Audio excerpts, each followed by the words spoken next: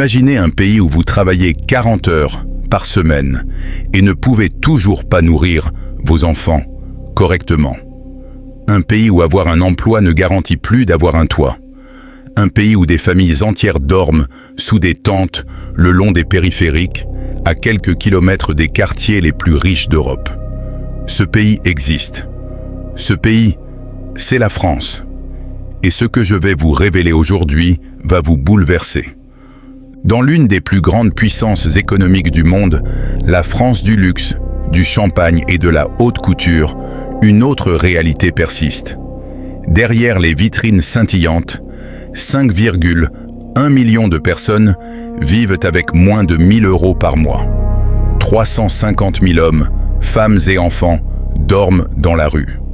1,1 million de travailleurs restent pauvres, malgré un emploi. Ces chiffres ne sont pas des abstractions. Ce sont des vies brisées, des familles déchirées, des espoirs suspendus. Restez jusqu'à la fin, car je vais vous montrer comment la France, cette nation qui se glorifie de son modèle social, est en train de devenir un pays où travailler ne suffit plus à vivre dignement. Comment des millions de Français découvrent chaque jour que le travail, cette valeur cardinale de notre société, ne vaut plus rien.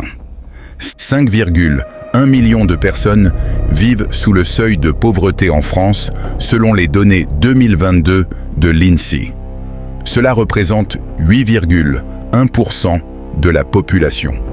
Lisez bien ces chiffres. 5,1 millions. C'est comme si toute la population de la Normandie était soudainement rayée de la carte du progrès. Le seuil de pauvreté est fixé à 1 014 euros par mois pour une personne seule, prestations sociales comprises. 1 014 euros. Essayez de vivre avec ça, à Paris, à Lyon, à Marseille. Essayez de payer un loyer, de nourrir vos enfants, de vous chauffer l'hiver, de vous déplacer. Essayez simplement de vivre. Mais attendez, car voici où le cauchemar devient encore plus sombre. Depuis 2002, 1,4 million de personnes supplémentaires ont basculé dans la pauvreté. Une progression lente, inexorable, invisible pour ceux qui ne la vivent pas. Pendant que le pays s'enrichissait sur le papier, pendant que le CAC 40 battait des records, pendant que les dividendes explosaient, 1,4 million de Français ont glissé sous la ligne de flottaison. Et ce n'est pas tout. En 2023, le taux de pauvreté a atteint 15,4%, son niveau le plus élevé depuis 1996. Presque 30 ans de progrès social effacé. 30 ans de politique publique, de promesses électorales, de grands discours. Pourquoi ? Pour revenir au point de départ. Pour regarder un Français sur 6 survivre sous le seuil de pauvreté. Mais qui sont ces pauvres ? Ce ne sont pas ceux que vous imaginez. Ce ne sont pas seulement des sans-emploi, des exclus du système. 81% des pauvres ne sont pas allés au-delà du baccalauréat. Et près d'un tiers n'ont aucun diplôme. Ce sont des gens ordinaires. Des parents qui travaillent mais ne gagnent pas assez. Des jeunes qui n'ont pas eu la chance de naître dans la bonne famille.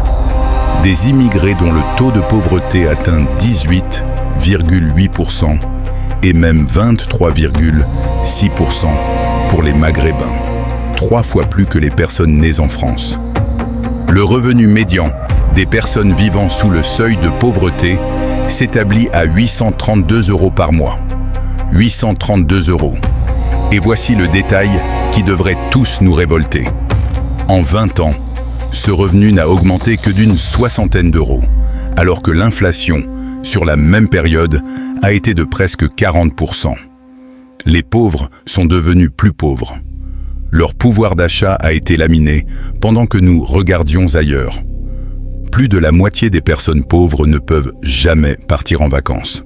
Un quart se prive sur les repas. 12% sur le chauffage.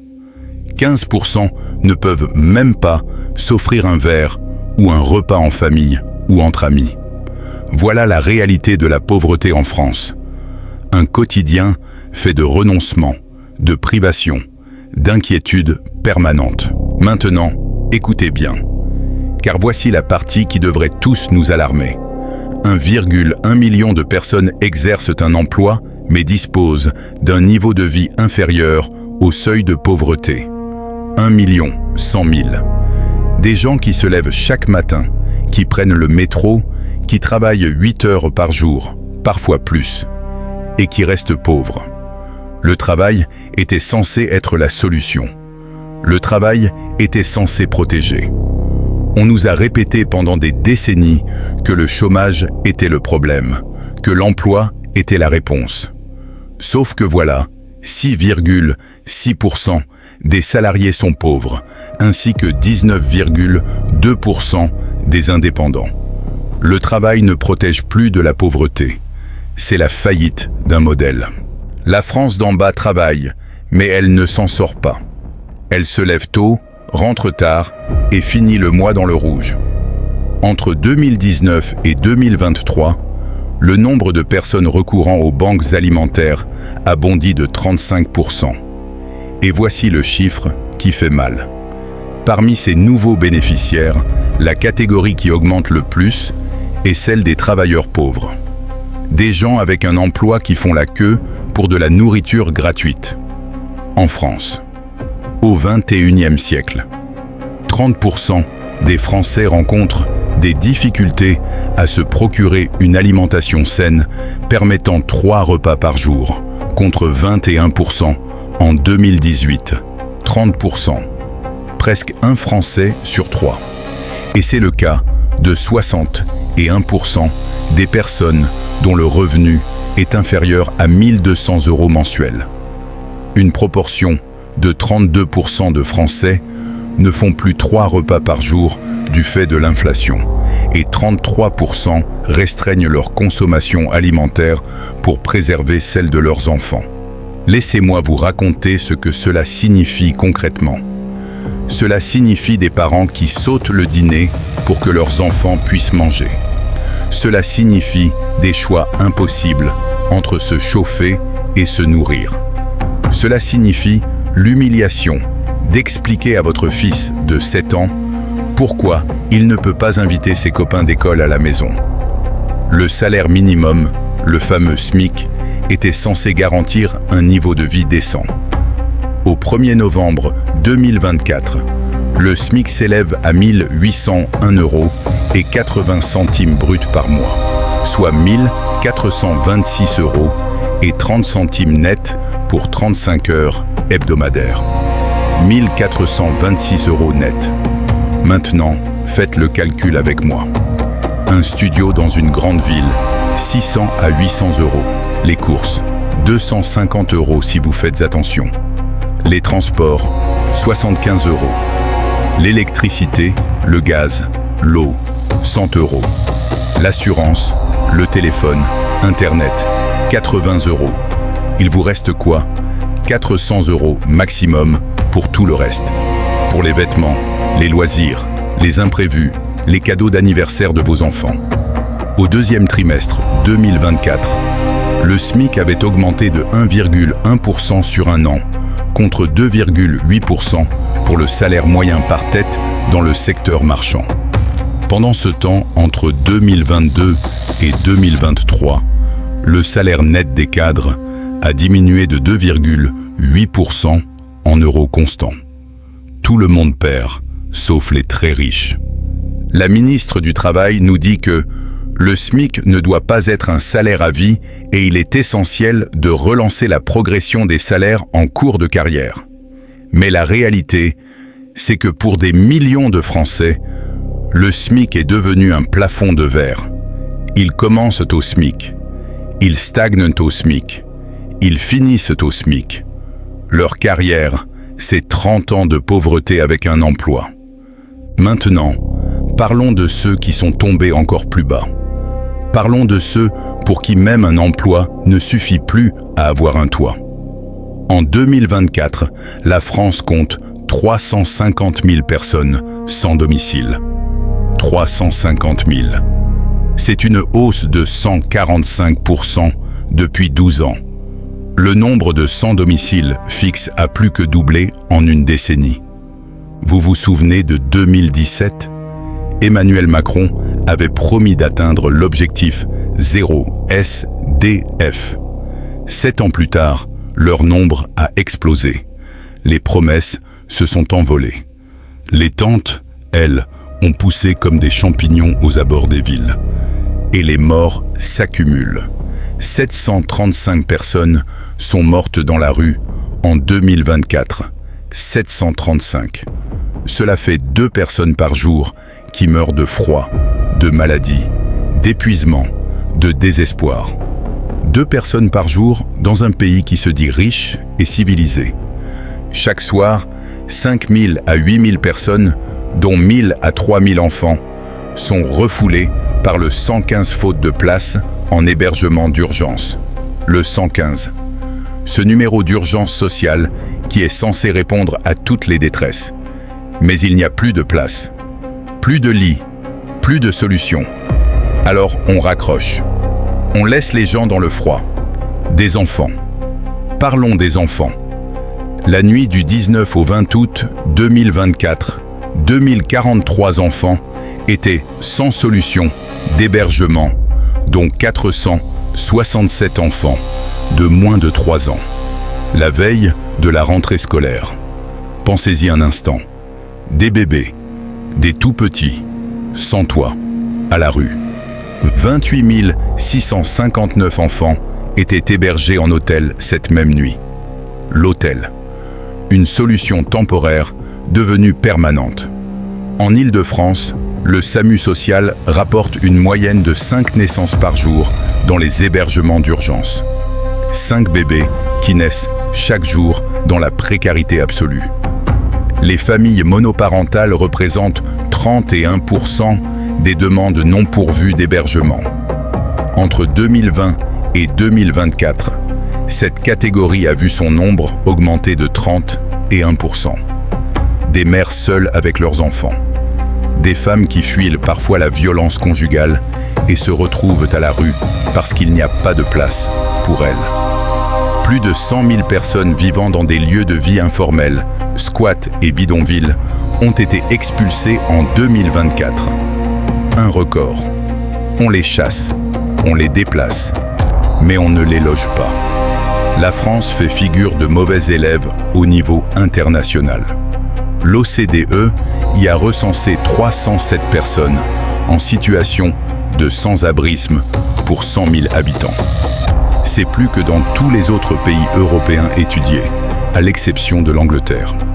Au total, 4 millions de personnes sont considérées comme mal logées en France, selon le rapport 2024 de la Fondation pour le logement des défavorisés. 4 millions. Ce chiffre inclut 330 000 personnes sans domicile, vivant à la rue, en hôtel social ou en centre d'hébergement. 643 000 personnes contraintes de vivre chez un tiers. 1 128 000 individus habitant un logement surpeuplé. 100 000 occupants d'un logement de fortune, comme des campings ou des cabanes. Et 1,8 million de citoyens vivant dans un logement inconfortable. Un logement inconfortable. Cela signifie pas d'eau courante, pas de WC intérieur, pas de coin cuisine, un chauffage défaillant, une façade très dégradée. En France, au XXIe siècle, 12% de la population est dans l'incapacité financière de chauffer correctement leur logement, un niveau bien plus élevé qu'il y a 10 ans, où c'était 6%. Le froid n'est plus seulement dehors. Il est aussi dans les logements de millions de Français qui n'ont plus les moyens de se chauffer. Le travail en France n'a jamais été aussi dévalorisé, pas seulement financièrement, symboliquement. Pendant des générations, on nous a dit que le travail était une valeur, que travailler dur permettait de réussir, que l'effort serait récompensé. Aujourd'hui, des millions de Français découvrent que c'est un mensonge. En 2023, le niveau de vie des ménages les plus modestes a reculé en euros constants, en raison notamment de la non-reconduction des mesures exceptionnelles de soutien au pouvoir d'achat mises en place en 2022. Les aides Covid sont parties. L'inflation est restée. Et les plus pauvres ont payé le prix. L'augmentation des salaires reste inférieure à l'inflation. Vous travaillez autant, vous vous levez aussitôt, mais à la fin du mois, vous avez moins, parce que tout coûte plus cher. Le pain, l'essence, l'électricité, tout. 21% des personnes vivent dans un ménage qui dit avoir des difficultés pour finir le mois. Une proportion qui dépasse 20% pour la 3e année consécutive. Un Français sur 5 peine à boucler les fins de mois. 12,7% de la population est en situation de privation matérielle et sociale, ce qui signifie l'incapacité à couvrir au moins 5 éléments de la vie courante sur une liste de 13.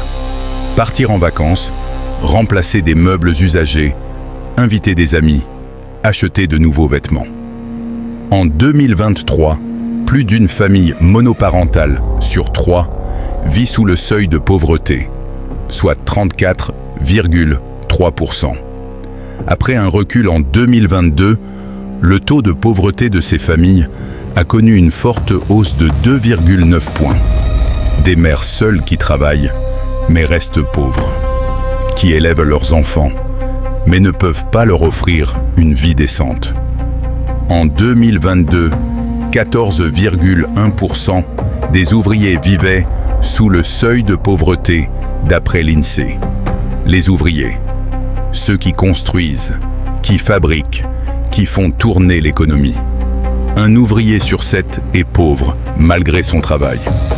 En 2023, le niveau de vie médian des ménages, suivi par le Secours catholique, s'établit à 555 € par mois, soit un recul de 19 € par rapport à 2022. 555 € pour vivre, pour tout. Pendant qu'ailleurs, les entreprises distribuaient 100 milliards d'euros de dividendes en 2024. Le Secours catholique dénonce un système où l'accès aux prestations sociales devient un véritable parcours du combattant. La dématérialisation des démarches, le durcissement des critères d'éligibilité et la complexité des processus d'accès aux droits accentuent l'exclusion. Les pauvres doivent supplier pour avoir ce à quoi ils ont droit. Ils doivent se battre avec des ordinateurs qui ne comprennent pas leur détresse. Ils doivent prouver qu'ils méritent d'être aidés. Environ 600 000 personnes vivent avec moins de 400 € par mois pour une personne seule en France. L'extrême pauvreté, l'invisible misère. Au total, environ 11,2 millions de personnes sont en situation de pauvreté en France en 2021, si on compte tous ceux qui échappent aux statistiques officielles. Les sans-abri, les habitants de Mayotte, les personnes en habitation mobile, ceux qui vivent en communauté. 11 millions. Un Français sur 6. Nous voici arrivés au bout de ce voyage dans la France au XXIe siècle. Une France où 5,1 millions de personnes survivent sous le seuil de pauvreté. Où 1,1 million de travailleurs restent pauvres malgré leur emploi. Où 350 000 personnes dorment dans la rue. Où 735 âmes meurent chaque année sur le trottoir. Où 2000 enfants passent la nuit sans toit la veille de la rentrée. Ce n'est pas un hasard, ce n'est pas une fatalité, c'est le résultat de choix politiques, de priorités budgétaires, d'un système qui a décidé que le profit importait plus que les gens, que les dividendes comptaient plus que la dignité. Le travail ne vaut plus rien en France, non pas parce que les travailleurs ne valent rien, mais parce qu'on a décidé de ne plus les valoriser. On a choisi la flexibilité plutôt que la stabilité, la précarité plutôt que la protection, la compétitivité plutôt que la solidarité. Et maintenant, nous récoltons ce que nous avons semé. Des files d'attente devant les banques alimentaires, des tentes le long des périphériques, des enfants qui ont faim dans les classes, des parents qui pleurent en silence parce qu'ils ne peuvent pas payer les fournitures scolaires. La France est à un carrefour. Soit nous acceptons que ceci soit notre nouvelle normalité, que la pauvreté dans l'emploi soit inévitable, que les morts dans la rue fassent partie du paysage. Soit nous décidons que cela suffit, que chaque vie a de la valeur, que le travail mérite un salaire décent, que personne ne devrait mourir de froid dans un pays aussi riche. L'histoire nous jugera sur ce que nous avons fait face à cette crise, pas sur nos intentions, pas sur nos discours, sur nos actes. Alors que choisirons-nous? Si cette vidéo vous a touché, si ces vérités vous ont bouleversé, si vous pensez que personne ne devrait avoir à choisir entre se nourrir et se chauffer dans un pays riche, alors je vous demande de faire quelque chose. Abonnez-vous à cette chaîne. Activez la cloche de notification. Parce que nous continuerons à documenter ces réalités que beaucoup voudraient garder invisibles. Partagez-la avec quelqu'un qui doute encore de la gravité de la situation. Ou avec quelqu'un qui, comme vous, refuse d'accepter que ceci soit notre avenir. Et surtout, dites-moi en commentaire, connaissez-vous quelqu'un qui vit cette réalité? Avez-vous vous-même du mal à joindre les deux bouts malgré votre travail? Que faudrait-il changer pour que le travail redevienne une protection contre la pauvreté? Vos témoignages sont essentiels. Parce que ce n'est qu'en brisant le silence qu'on pourra briser la fatalité.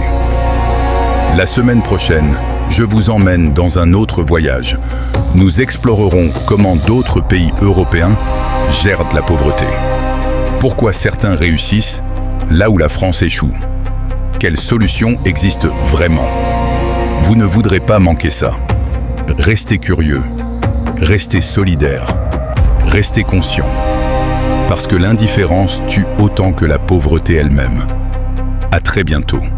Et n'oubliez jamais, derrière chaque statistique se cache un visage, une histoire, une vie qui mérite d'être vécue dignement.